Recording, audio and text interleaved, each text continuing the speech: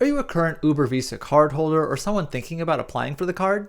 Well, in this video, we're going to be discussing some major changes that recently happened, from the good to the downright disappointing. Hey everyone, this is Kyle from Money at 30, and on this channel we look at personal finance from a millennial perspective, including credit card reviews like this one.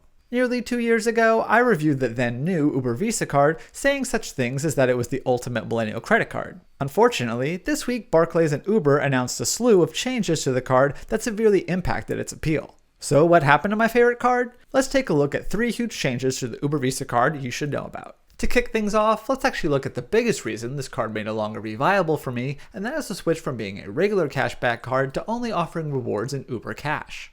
Previously, points you earned on the Uber Visa could be redeemed for statement credits, cash transfers, gift cards, and yes, Uber credits. Now, the card will only earn Uber Cash, which can then be used for Uber rides, Uber Eats, etc. Obviously, this could be a big deal breaker for those who don't use Uber all that often, and is a huge shift away from the original product, which appealed to a wide range of consumers. As a result, it's easy to understand why so many people, including myself, are upset about these adjustments. If you can stomach the switch to Uber Cash, there are also some notable changes to their spending category multipliers, again favoring frequent Uber users.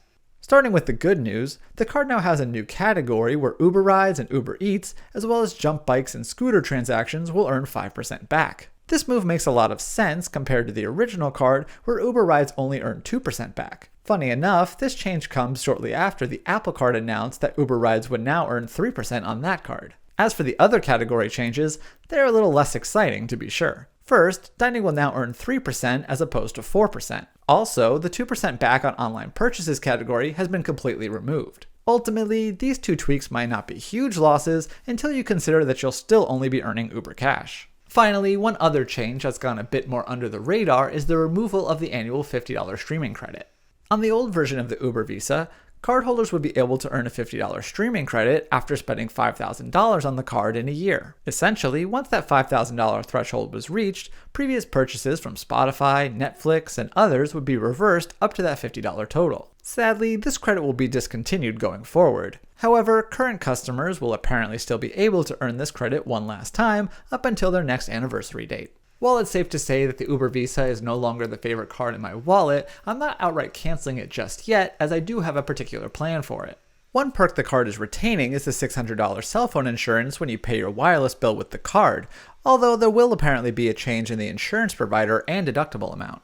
In a bid to keep my card active and retain this insurance, I personally plan on keeping my cell phone bill on the Uber Visa and then just combining the Uber Cash I accrue with the $15 a month credit I get from my recently acquired Amex Platinum. Also not changing is that the card won't have foreign transaction fees, so I suppose having a backup Visa can't be a bad thing for traveling overseas. I should also mention that, while the updated Uber Visa card product is now in effect for new applicants, current customers will be switched over sometime in the first half of 2020. For me, Barclays has informed me that I'll be switched over starting with my February statement. Also of note is that any remaining points will be converted to Uber Cash 24 hours before your product change, so make sure you have a plan in place now. Hopefully this gives you a better idea of what the changes to the Uber Visa are all about, but for much more on the card, I'll have a link to my full updated review on direnews.com in the description box down below. Also, if you like this video, please hit the thumbs up button, leave a comment, and be sure to subscribe because we have new videos every week. So thanks again for watching, and I will see you next time here on Money at 30.